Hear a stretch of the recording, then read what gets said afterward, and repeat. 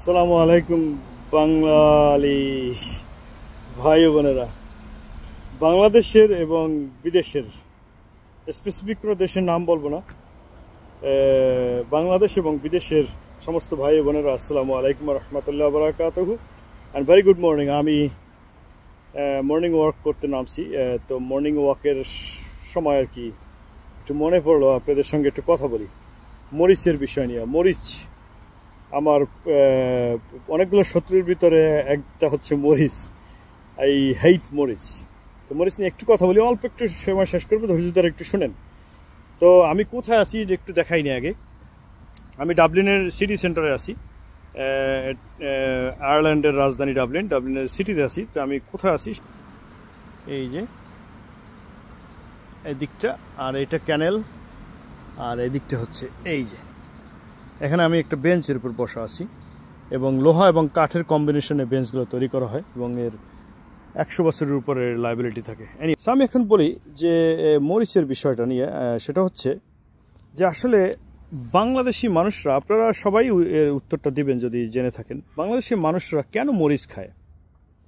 আমি এই ইউরোপে দীর্ঘদিন যাবৎ বসবাস করতেছি। ইটস নট 1-2 বছর, 5 বছর, 10 বছর, বহু বছর যাবৎ এই ইউরোপে বসবাস করতেছি। সো ইউরোপ, আমেরিকা, অস্ট্রেলিয়া, এই উন্নত বিশ্বে আপনি যেখানেই যান না কেন, তারা মরিচ খায় না।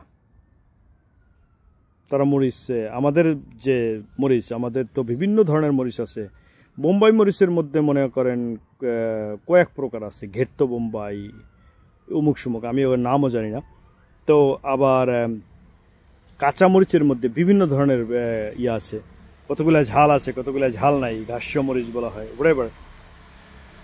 তারপরে শুকনা মরিচ আছে, হোয়াটএভার, আপনাদের কাছে প্রশ্ন, মরিচ কেন খায়? আর মরিচ যদি শরীরের জন্য অপকার, অনেক সময় বিভিন্ন ইউটিউব খুললে আপনারা দেখবেন বিভিন্ন ডাক্তাররা আপনাদেরকে সাজেস্ট করবে মরিচ খাওয়ার জন্য।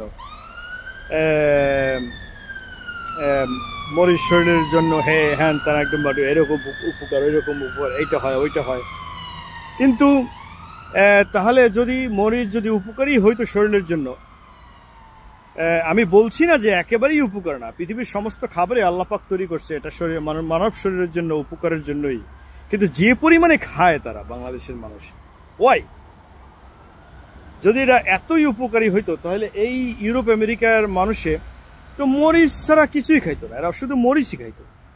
তো আপনাদের কাছে আমার প্রশ্ন, আপনারা যদি জেনে থাকেন যে মরিচ আসলে এত কেন খায়, আমি মনে হয় যে যদি খারাপভাবে বলি, তা মরিচ আমার মনে হয় যে এমন পরিমাণে মরিচ খায় যা আমার মনে হয় কোনো পশু পাখির যদি খাওয়াই দেওয়া হয় তো পশু পাখি মনে হয় জাগায় মরে যাবে। আমি আরও খারাপভাবে বলতে পারতাম কিন্তু বললাম না।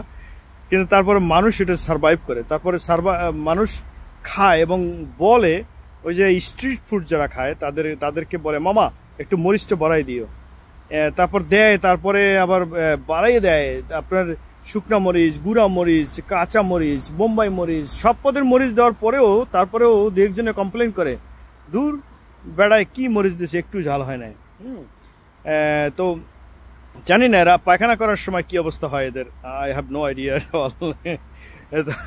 প্রচুর পরিমাণে হয়তো পানি খরচ করে, সাবান খরচ করে, টিস্যু খরচ করে, আই হ্যাভ নো আইডিয়া তারা কিভাবে এত মরিচ খায় এবং খাইয়ে সারভাইভ করে, তাদের স্টোমাক ঠিক থাকে, আবার তারা তো কেন মরিচ খায়, এটা দিস ইজ মাই কোয়েশ্চেন, আপনাদের কাছে ছুড়ে দিলাম, অ্যান্সার করেন।